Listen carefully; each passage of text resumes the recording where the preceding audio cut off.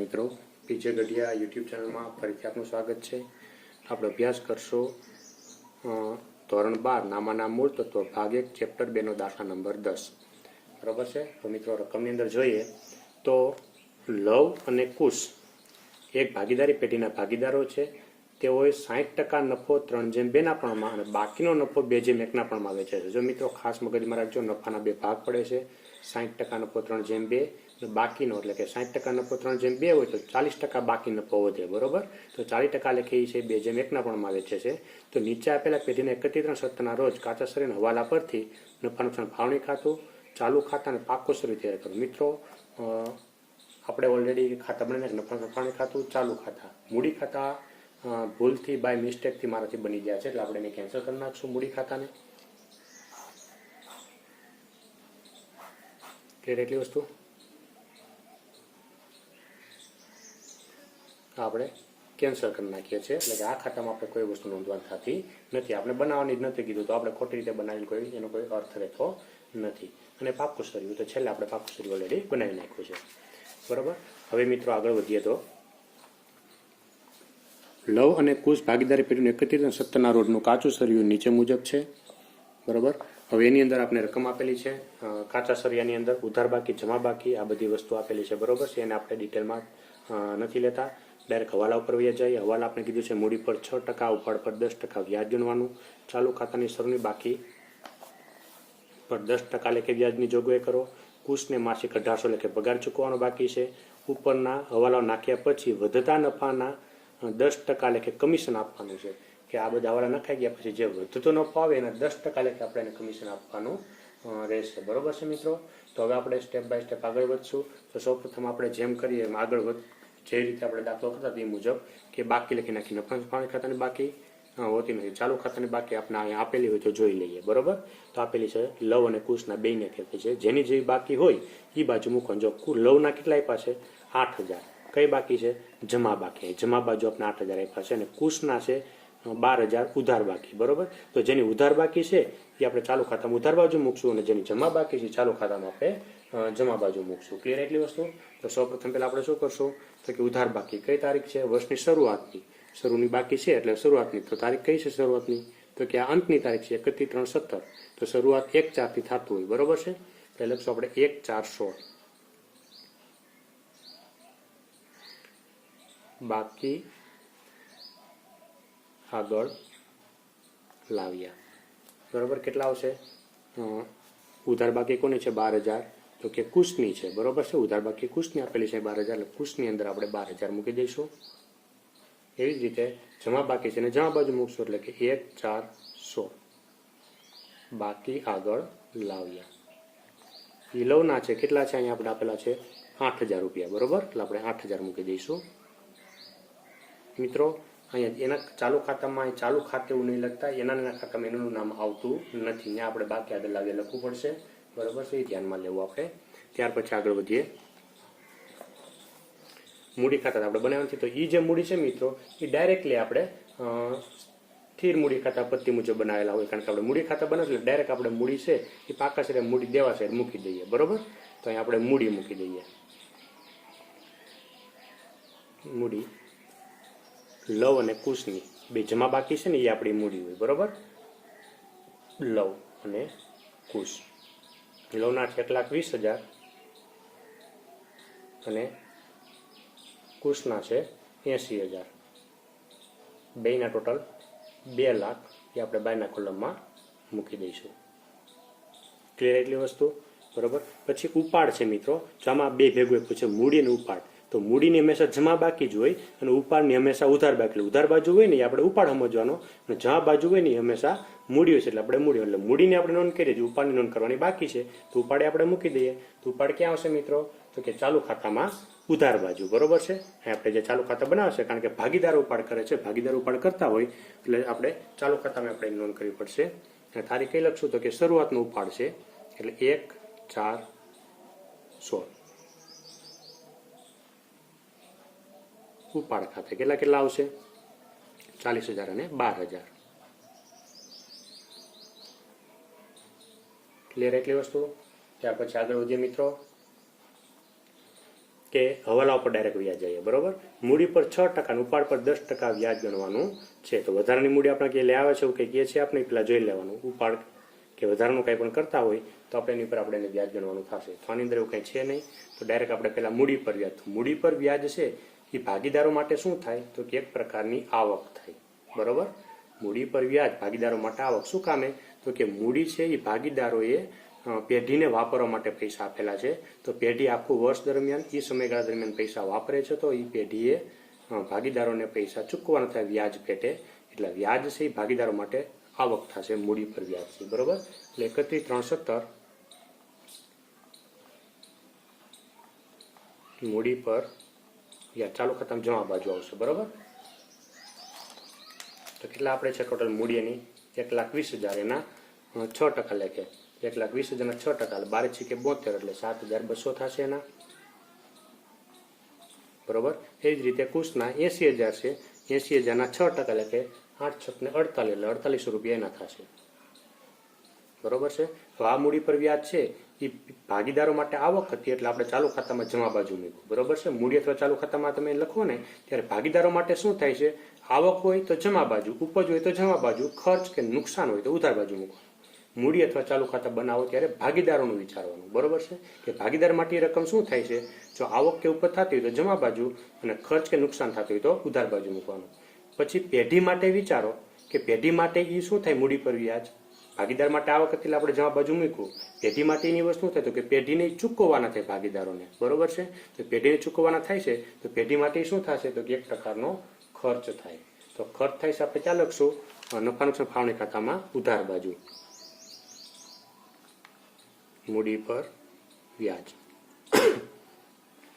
લવ અને કુશ. તો લવના કેટલા છે 7,200 અને 4,800. તો 7200 અને 4800 બેનો સરળ કરશો એટલે 12,000 રૂપિયા. અહીં ઉધાર કર્યો મિત્રો, અને અહીં જમા. એટલે બીજી રીતે આપણે જોઈએ તો ઉધાર જમા એન્ટ્રી કમ્પ્લીટ થઈ ગઈ છે, બરોબર છે. તો આપણે આ મૂડી પર વ્યાજનું કામ પતી ગયું. ત્યાર પછી ઉપાડ પર 10% વ્યાજ ગણવાનું છે. ઉપાડ પર 10% આપણે ગણશું તો ઉપાડ બેનો કેટલો છે, એકનો 40,000 છે અને એકનો 12,000 છે, બરોબર છે. તો આનું ઉપાડ પર વ્યાજ છે તો ભાગીદાર માટે શું થાય મિત્રો, ઉપાડ પર વ્યાજ છે તો ઉપાડ છે ભાગીદારોએ પૈસા લીધેલા છે પેઢીમાંથી. તો ભાગીદારોએ પૈસા આખું વર્ષ દરમિયાન કે જે તે સમયગાળા દરમિયાન પૈસા વાપરે છે તો ભાગીદારોને એનું વ્યાજ છે એ ચૂકવવાનું થાય પેઢીને. ભાગીદાર માટે શું થાય, એક પ્રકારનો ખર્ચ થાય. ખર્ચ થાય માટે આપણે ઉધાર બાજુ મૂકશું, બરોબર. તારીખ 31/3/17. ઉપાડ પર વ્યાજ 40,000 10% 4,000 અને 12,000 10% 1,200. ક્લિયર એટલી વસ્તુ. આ જે ઉપાડ પર વ્યાજ છે એ ભાગીદાર માટે ખર્ચ હતું આપણે ઉધાર બાજુ લખ્યું. તો પેઢી માટે શું થાય તો કે પેઢી માટે આવક થશે. શું કામે તો કે પેઢીએ પૈસા વાપરવા માટે આપ્યા છે ભાગીદારોને. તો ભાગીદારોએ પૈસા એ પેઢીને વ્યાજ પેટે આપવાના થાય. પેઢીને માટે શું થાય, એક પ્રકારની આવક થાય. એટલે આપણે જમા બાજુ લખશું ઉપાડ પર વ્યાજ. ઉપાડ પર વ્યાજ કેટલી રકમ આવશે, લવ અને કુશ 4,000 અને 1,200. 4,200 ટોટલ આવશે 5,200. ક્લિયર એટલી વસ્તુ મિત્રો. ત્યાંથી આગળ વધીએ. પહેલો વાલો પૂરો. ચાલુ ખાતાની શરૂની બાકી પર 10% લેખે વ્યાજની જોગવાઈ કરો. તો ચાલુ ખાતા પર આપણે વ્યાજ ગણશું તો જેની જેવી બાકી હોય મિત્રો એ બાજુનું વ્યાજ મૂકવાનું, બરોબર છે. તો જો આનું આપણે જોઈએ કુશનું જમા બાકી ઉધાર બાકી છે તો આપણે વ્યાજ ઉધાર બાજુ મૂકશું. એટલે કે 31/3/17 શરૂની બાકી અથવા તો ચાલુ ખાતા પર વ્યાજ. ચાલુ ખાતા પર વ્યાજ આપણે ટૂંકમાં લખ્યું છે ચાલુ ખાતા પર વ્યાજ, બરોબર છે. તો ચાલુ ખાતા પર વ્યાજ કુશનું છે કેટલું 12,000 કેટલા ટકા લેખે આપણે કીધું છે, ચાલુ ખાતા પર 10% લેખે. 12,000 10% કરો એટલે થશે 1,200 રૂપિયા, બરોબર. હવે આપણે અહીંયા ઉધાર કર્યું છે તો બીજી એન્ટ્રી આપણે ક્યાં આવી જાય, નફા નુકસાન ખાતામાં જમા બાજુ.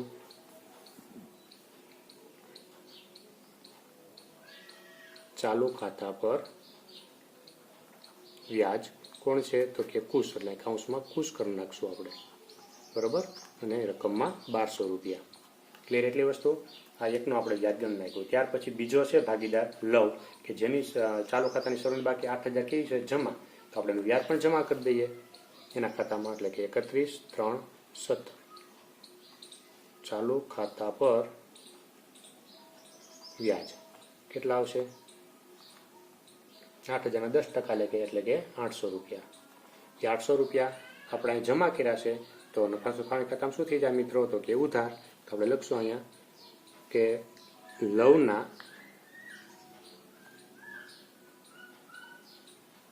ચાલુ ખાતાનું વ્યાજ કેટલું આવશે? 800 રૂપિયા. ક્લિયર એટલી વસ્તુ મિત્રો. ચાલો આગળ વધશું. હવે હવાલા નંબર 3, કુશને માસિક 1800 લેખે પગાર ચૂકવવાનો બાકી છે. માસિક 1800 રૂપિયા આપણે જોઈ લેવાનો પગાર આપેલો છે કે મિત્રો કુશને, બરોબર, રકમની અંદર જોઈ લેવાનું.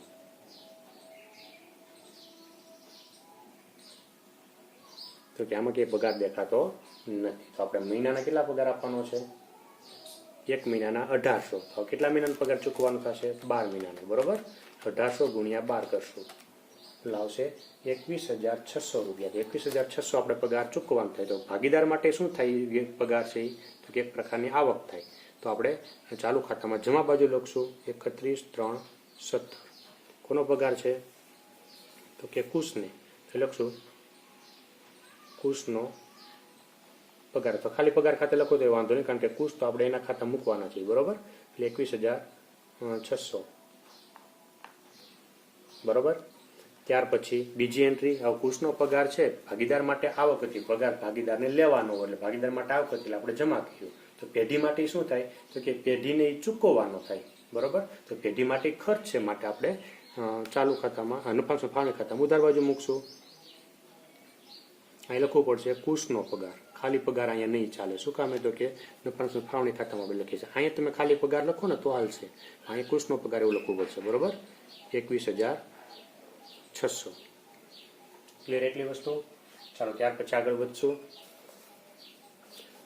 ઉપરના હવાલાઓ નાખ્યા પછી વધતા નફાના 10% લેખે કમિશન આપવાનું છે. કોને? કુશને. તો એ કુશને જે કમિશન આપવાનું છે એ આપણે છેલ્લે ગણતરી કરવાની થશે. અત્યારે આપણે આ હવાલાને ધ્યાનમાં લઈ શકીએ નહીં, કારણ કે આપણે બધા હવાલા નાખી દીધા, ત્યાર પછી બધી એન્ટ્રી મૂકી દીધી, ત્યાર પછી જે કંઈ રકમ વધે એની ઉપર આપણે એને કમિશન આપવાનું થશે, બરોબર છે. તો ત્યાં સુધી આપણે કાંઈ કરી શકતા નથી, એટલે આપણે એમનેમ રાખશું, બરોબર. આ છેલ્લો વાલાને આપણે છેલ્લે ધ્યાનમાં લેવાનો. ચલો ત્યાર પછી હવે પહેલેથી કાચા સરિયામાં જોઈએ. હવાલા બધા પૂરા થઈ ગયા એટલે તો લવની મૂડી અને ઉપાડ એ આવી ગયું છે. આપણે અહીંયા આપણે મૂડી લખી નાખી છે અને અહીંયા આપણે ઉપાડ લખી નાખ્યું છે, બરોબર. ત્યાર પછી કુશની મૂડીનું ઉપાડ એ પણ આપણે લખી નાખ્યું છે. ચાલુ ખાતા લવ અને કુશ એ પણ ઉધાર જમા આપણે મૂકી દીધા છે. ત્યાર પછી નફા નુકસાન ખાતું આપ્યું છે. કેવી બાકી છે? જમા બાકી 80,000. મતલબ શું થયો આ મિત્રો? કે જમા બાકી આપી છે, મતલબ આ નફો છે, બરોબર. તો આપણે લખશું કે નફા નુકસાન ખાતા મુજબનો નફો હોય એને શું કહેવાય આપણે? તો કે ચોખ્ખો નફો. કેટલો આપ્યો છે? 80,000. એ આપણે સૌથી શરૂઆતમાં મૂકી દેવાના, બરોબર છે. અથવા તમે દાખલાની શરૂઆત કરો ને ત્યારે તમે મૂકી દો તો પણ હાલશે, બરોબર. એટલે એ મુકાઈ ગયું. ત્યાર પછી સ્ટોક કયો છે? 31/3/17. મતલબ કે 31/3/17 વર્ષનો અંત છે, બરોબર. ત્યારનો સ્ટોક છે એટલે આપણે આ અંતનો સ્ટોક છે. તો અંતનો સ્ટોક હોય તો આખા સ્ટોક ગણે. તો આખા સ્ટોકને કઈ બાકી હોય? તો કે આમાં જોઈ લઈએ આપણે ઉધાર બાકીમાં આપ્યું છે 72,000. આખા સ્ટોક આપણે છેલ્લે મૂકી દઈશું 72,000 ઉધાર બાજુ, એટલે કે મિલકત લેણા છે. આખો સ્ટોક 72,000. નાની એક જ એન્ટ્રી કરવાની મિત્રો, કારણ કે આ કાચું સર્વ્યુ છે એટલા માટે, બરોબર. સ્ટોકનો આવી ગયો. પછી અગાઉથી ચૂકવેલ વીમા પ્રીમિયમ. તો અગાઉથી ચૂકવેલ વીમા પ્રીમિયમ છે પેઢી માટે શું થાય? તો કે લેણું થાય. તો લેણું છે માટે મિલકત લેણા સાઈડ મૂકવાનું. અગાઉથી ચૂકવેલ વીમા પ્રીમિયમ 3200 રૂપિયા. ત્યાર પછી મકાન છે એક પ્રકારની મિલકત છે એટલે આપણે મિલકત લેણા સાઈડ મૂકી દઈશું. મકાન 1,60,000. ત્યાર પછી દેવાદારોની મિત્રો ઉધાર બાકી હોય, લેણદારોની હંમેશા જમા બાકી હોય, બરોબર છે. તો પેલા આપણે દેવાદારો મૂકી દઈએ. કેટલા આપ્યા છે દેવાદારો? 28,000.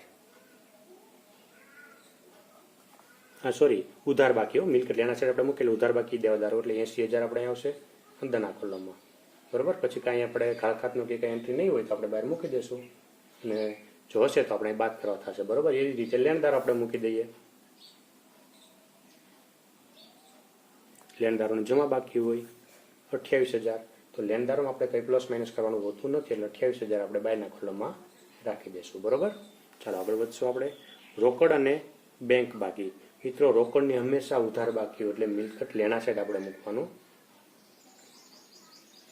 રોકડ ઉધાર બાજુ જે છે એ રોકડ એટલે 4800 રૂપિયા રોકડ છે આપણી પાસે.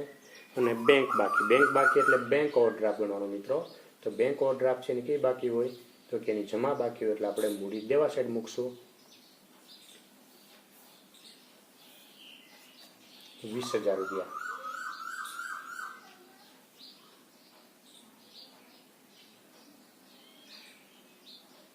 ક્લિયર એટલી વસ્તુ. ત્યાર પછી આપણે આગળ વધીએ. દેય ઊંડીઓ. દેય ઊંડીઓ કેટલી આપી છે 14,000 રૂપિયા. તો દેય ઊંડી છે ક્યાં આવશે તો કે મૂડી દેવા સાઈડ. દેય ઊંડી 14,000. ત્યાર પછી ગીરો લોન. ગીરો લોન છે એક પ્રકારનું દેવું છે મિત્રો, એટલે આપણે મૂડી દેવા સાઈડ મૂકવાનું થશે. કેટલી આપેલી છે 1 લાખ રૂપિયા. ત્યાર પછી પાઘડી. પાઘડી છે એક પ્રકારની અદ્રશ્ય મિલકત છે આપણા માટે, એટલે આપણે મિલકત લેણા સાઈડ મૂકશું. અથવા ન ખબર પડતા મિત્રો કઈ બાજુ આપ્યું છે એ બાજુ ગમે ત્યાં મૂકવાનું. ઉધાર બાજુ આપ્યું હોય તો કાં નફાનું ફાળવણી ખાતામાં ઉધાર બાજુ, કે ચાલુ ખાતામાં ઉધાર બાજુ, કાં મિલકત લેણા સાઈડ આવશે. જમા બાકી આપ્યું હોય તો ફાળવણી ખાતામાં જમા બાજુ, અથવા તો ચાલુ ખાતામાં જમા બાજુ, અથવા તો મૂડી દેવા સાઈડ. આ ત્રણમાંથી એક જગ્યા આવશે, કારણ કે આપણે આ દાખલામાં 3 જ ખાતા છે એટલા માટે, બરોબર. તો આપણે પાઘડી છે એ કઈ બાકી છે ઉધાર બાકી, એટલે આપણે ઉધાર બાજુ 40,000 મૂકી દઈશું.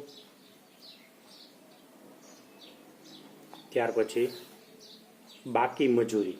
તો બાકી મજૂરી છે એક પ્રકારનું આપણું શું થશે તો કે દેવું થશે મિત્રો. તો દેવું છે તો આપણે મૂડી દેવા સાઈડ, બરોબર. કારણ કે આપણે આ બાકી પણ કેવી આપી છે જમા બાકી, એટલે બાકી મજૂરી દેવું ગણવાનું. જો ઉધાર બાકી આપ્યું તો આપણું લેણું પણ થઈ શકે, તો મિલકત લેણા સાઈડ વહી જાય. પણ અહીં આપણે જમા બાકી આપી છે એટલે મૂડી દેવા સાઈડ મૂકશું. ત્યાર પછી મળવા બાકી ભાડું. એક પ્રકારનું લેણું થાય એટલે મિલકત લેણા સાઈડ.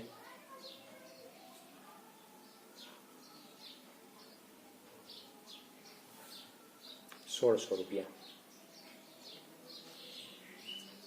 ચલો ત્યાર પછી અગાઉથી મળેલ કમિશન. તો અગાઉથી મળેલ કમિશન છે આ વર્ષ માટે આપણે શું થાય તો કે દેવું થાય, એટલે મૂડી દેવા સાઈડ. અગાઉથી મળેલ કમિશન 8,000 રૂપિયા.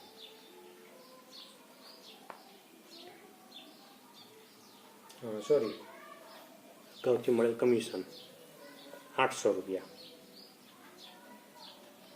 બરાબર છે. 8,000ની પણ 800ની ઉપરની રકમ. ત્યાર પછી ઘાલખાત અનામત છે 8,000. તો મિત્રો આપણે દેવાદારો મૂક્યા છે એમાંથી ઘાલખાત આપણે અનામતથી બાદ કરી નાખશું. કાચા સરિયામાં આપેલી છે છતાં પણ આપણે આમાંથી બાદ થશે, બરોબર.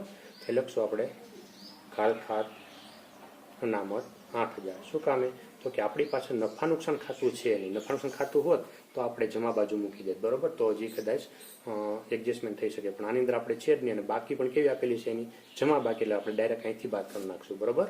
કારણ કે આ બે ખાતામાં આપણે આ મૂકી શકતા નથી.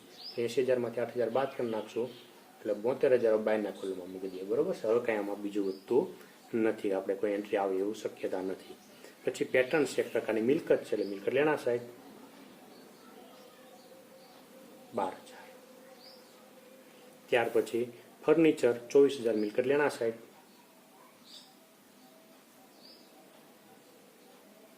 તો મિત્રો આપણી પાસે 2 હવાલા રહ્યા છે. એક આ ચોથો હવાલો જે છે એ બરોબર છે, વધતા નફા પર 10% કમિશન આપવાની વાત આવી. અને એ બીજો એક હવાલો છે આપણે આજે ફાળવણી કરવાની છે નફાની, એ 2 હવાલાને આપણે ધ્યાનમાં લઈશું, બરોબર છે. તો સૌપ્રથમ આમાં બીજું કંઈ રહેતું નથી, બેનું ટોટલ પણ બરોબર છે. તો હવે આપણે ડાયરેક્ટ આનો ટોટલ મારશું.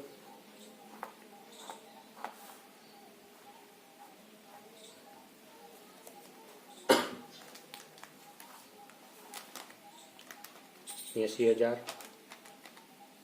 પ્લસ 5,200 પ્લસ 1200 એટલે આવશે 86,400. એ 86,400 આપણે ઉધાર બાજુ મૂકવાના, ઉપરની રકમ બાદ કરી નાખશું. -12,000 -800 -21,600. બરોબર, એટલે આવશે 52,000 રૂપિયા. મિત્રો અહીંયા આપણે એક અલગથી નોંધ કરી નાખીએ. શું કામ આ 52,000 રૂપિયા આપણે લખ્યા? આ બધા બાદ કરીએ એટલે 52,000 રૂપિયા વધશે. બરોબર, પણ આની અંદર 52,000 વધે છે મિત્રો. આપણે વેચણી પાત્ર નફો થાય. તો વેચણી પાત્ર નફા માટે આપણે હવાલો આપ્યો છે કે ઉપરના હવાલાઓ નાખ્યા પછી વધતા નફા પર અંકુશને 10% લેખે કમિશન આપવાનું છે મિત્રો. બરોબર છે, તો 10% લેખે આપણે કમિશનની ગણતરી કરવી પડશે. તો આપણી પાસે કેટલા આવ્યા છે? તો કે 52,000 રૂપિયા વધે છે. આ ઉપરની રકમ બાદ કરીએ એટલે આપણી પાસે 52,000 રૂપિયા વધે છે. એમાંથી આપણે 10% લેખે કમિશન, એટલે 52,000 ના 10% કરો એટલે 5,200. તો લખશું આપણે કોને કમિશન આપવાનું છે? કુશને. તો કુશનું કમિશન. બરોબર, 86,400 માંથી ઉપરની રકમ બાદ કરીએ એટલે 52,000 જે મેં અલગથી નોંધ કરેલી છે. બરોબર, તમારે અલગથી નોંધ બોર્ડની પરીક્ષામાં નથી કરવાની, તમારે માત્ર ધ્યાનમાં લેવાનું થાય એટલા માટે. બરોબર, આપણે અહીંયા દાખલા ગણવામાં ધ્યાનમાં આવે એટલા માટે તમારે રફકામમાં 52,000 કરવાના અને એના 10% કરી નાખવાના. બરોબર, એટલે 5,200 એ આપણે અહીં મુકાઈ ગયા. ત્યાર પછી હવે બાદ કરી નાખશું 52,000 - 5200.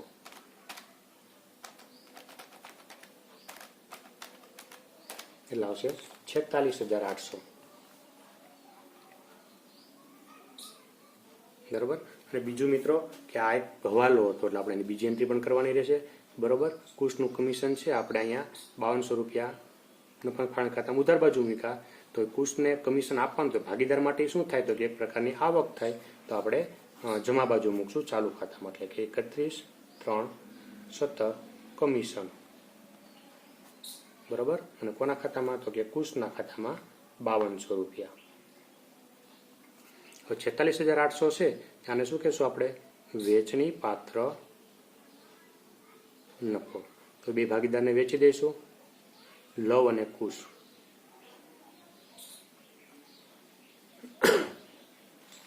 હવે મિત્રો આ ખાસ આપણે અહેવાલ ધ્યાનમાં લઈશું, કારણ કે આપણે એવું કીધેલું છે કે વેચણી પાત્ર નફો છે કઈ રીતે વેચવાનો છે? તો કે 60% નફો 3/2 પ્રમાણમાં અને બાકીનો નફો 2/1 પ્રમાણમાં. બરોબર છે, તો આપણે અહીંયા પાછો રફકામાં તમને એક ગણતરી કરી દઉં કે ટોટલ નફો કેટલો આપ્યો છે આપણે અહીંયા? 46,800. 46,800 એમાંથી આપણે શું કીધું છે કે 60% નફો, એટલે આપણે 60% નફો કરશું. અને બીજો કયો છે? 40% નફો. બરોબર છે, આ બે ભાગ કરી નાખશું આપણે 16,800 ના 46,800 ના, એટલે આવશે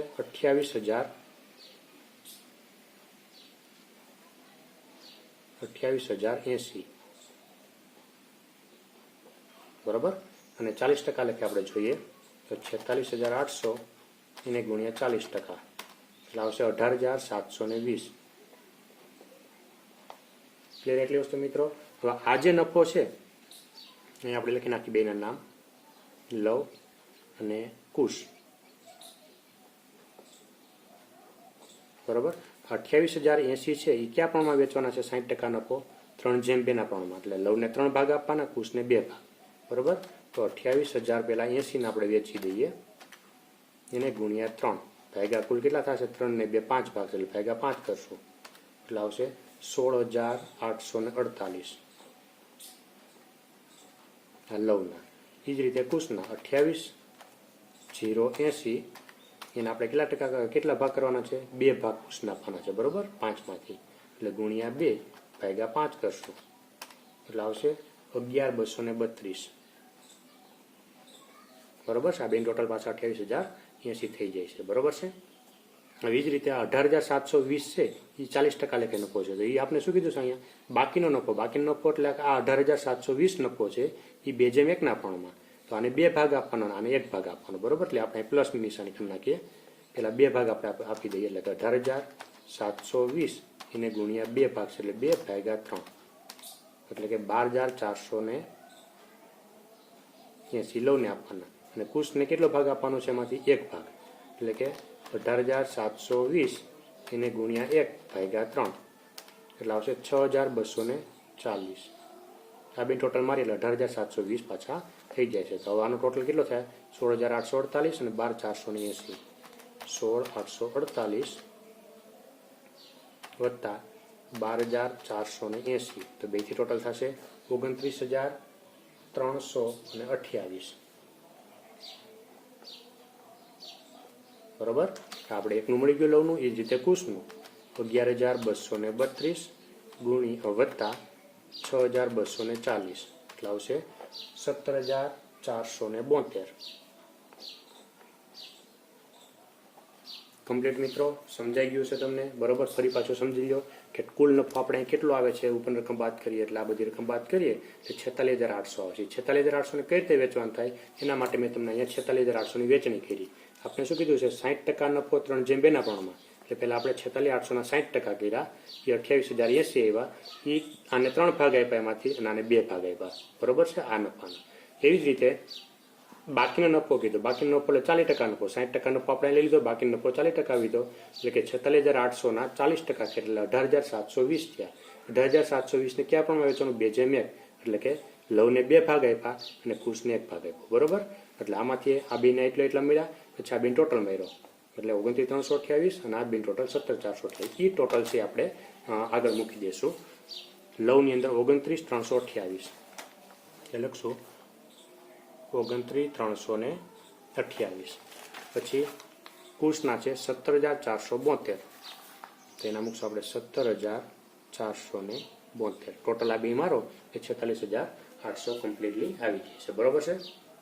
હવે આ જે નફો છે વેચણી પાત્ર નફો આપણે એના ખાતામાં ચાલુ ખાતામાં જમા કરી દઈશું. તો એ લખશું આપણે 31,317 વેચણી પાત્ર નફો 29,328 અને 17,472. ચાલો આપણે આ ટોટલ મારી દઈશું. હવે એક હવાલા આપણે બાકી રહેતા નથી, કારણ કે 2 હવાલા હતા. એક કમિશનનો, એ 5200 રૂપિયાની કમિશનની આપણે 2 એન્ટ્રી કરી નાખી, અને એક વેચણી પાત્ર નફાની એ આપણે થઈ ગયું. બરોબર. એટલે હવે આની અંદર આપણે કોઈ બાકી રહેતું નથી. હવે આપણે ટોટલ મારવાના છે. તો ટોટલ મારી જઈએ. તો પહેલા સૌપ્રથમ લવની વાત કરીએ. 8,000 પ્લસ 7,200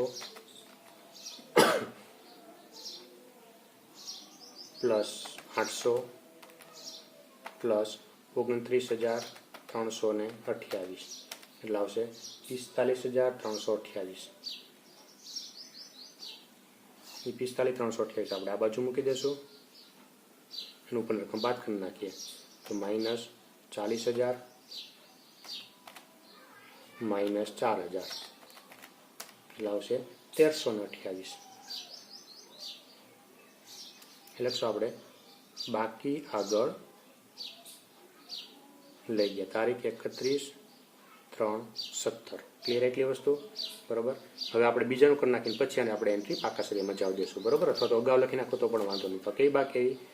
1,328 જમા બાકી. જમા બાકી હોય તો કઈ બાજુ મૂકવાનું થાય? તો કે ચાલુ ખાતાની બાકી છે, જમા બાકી છે, એટલે આપણે મૂડી દેવા સાઈડ મૂકવાનું થાય. એટલે લખશું આપણે